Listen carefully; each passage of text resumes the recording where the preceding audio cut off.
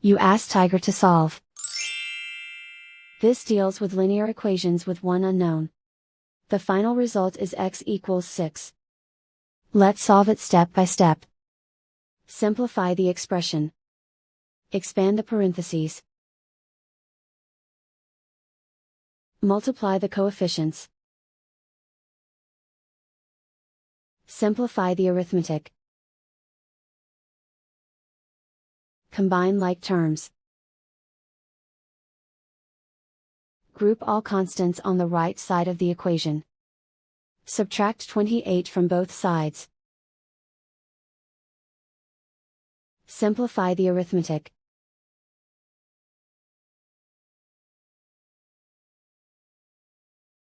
Isolate the y.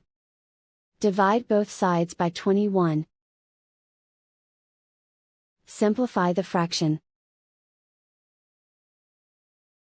Find the greatest common factor of the numerator and denominator.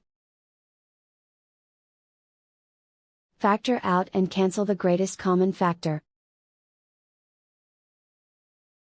And so the final result is x equals 6.